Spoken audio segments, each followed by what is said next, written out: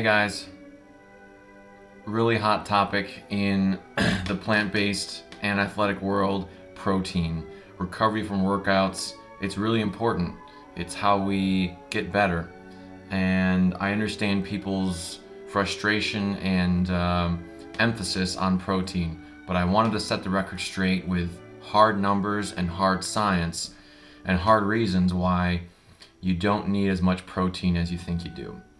I've been a practicing athletic trainer for 5 years and researching plant-based nutrition now for 6 years. I've taught multiple classes at the collegiate level on nutrition, and day in and day out teach and educate athletes on not only sports injuries but also nutrition. I get athletes every day coming in my door asking me about nutrition and should I eat this and should I eat that. So here we go, let's set the record straight. Athletes are eating too much protein in my opinion. If you're the kind of person who eats a lot of, who consciously eats a lot of protein, chicken breasts and animal products and whey proteins after your workouts, you're probably eating too much. Sore muscles. I get athletes saying, well, my muscles are really sore. Well, don't I need protein to help with muscle recovery? Yes, you do, but you need other things besides protein. Your muscles are sore not because of a lack of protein, but really physiologically because your muscles have been torn a little bit and now the nerve endings are flared up a little bit and they're saying, hey, we're hurting. So you absolutely do need to recover and you do need protein, but you also need other things besides proteins. You need vitamins and minerals and phytochemicals and antioxidants that are found in plant foods. So think about it this way. Do you think protein is the one and only thing your muscles need to recover? Or do you think they need other things as well? Other things, imagine you have a big pot and you're mixing it. You're making a mixture or you're making a recipe for muscle recovery. Is the only thing you're gonna dump into that pot protein? Probably not. So, you need other things besides protein. Eating too much protein is also detrimental to the body. For one, it's just calories that you don't need. If, for example, you get done with a workout and you're slamming a whey protein shake, half of those calories, those protein calories, you're literally pissing down the toilet.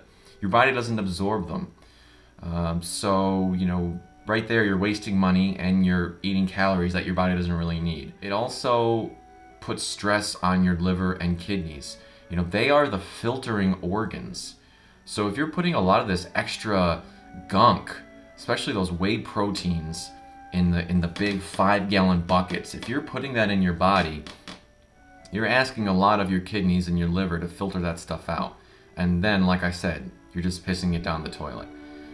Also, if you put that kind of strain on your kidneys for a long enough time, you could get kidney stones, right? That's, you might be shaking your head thinking you're invincible, but I mean, they're very real.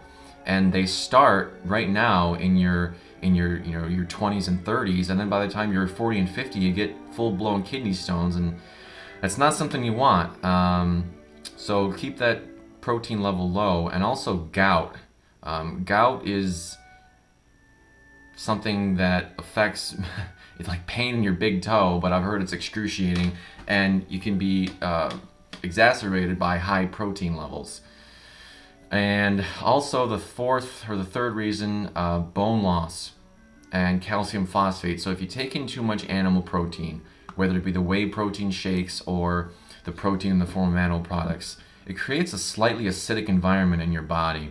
Your body wants to stay at its normal pH. It wants to stay in a homeostasis.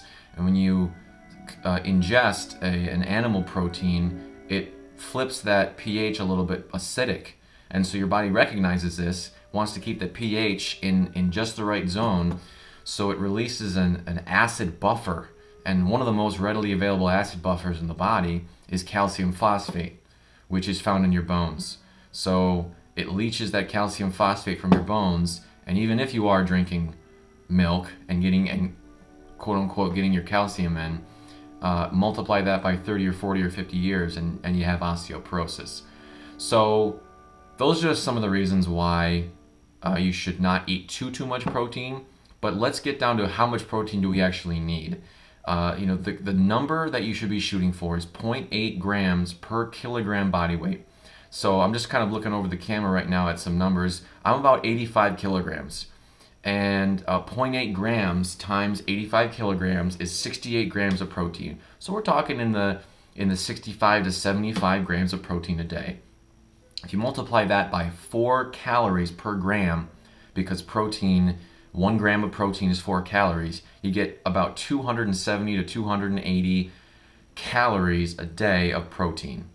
Now, if you're talking someone like me who's an athlete who's needing at least 3,000 calories a day, you divide 270 or 280 into 3,000 and you get about 9 or 10% protein. And isn't that enough? Doesn't that fit into the whole 80-10-10 lifestyle? 80% of your macronutrients are coming from carbs, 10% from fat, 10% from protein.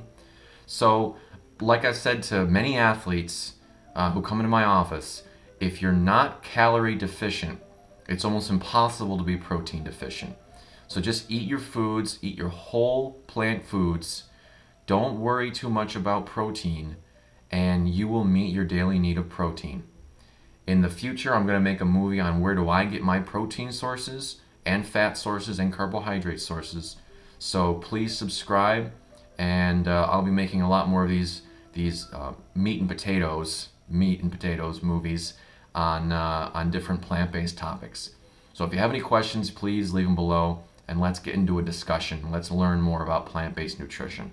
Thank you so much for watching.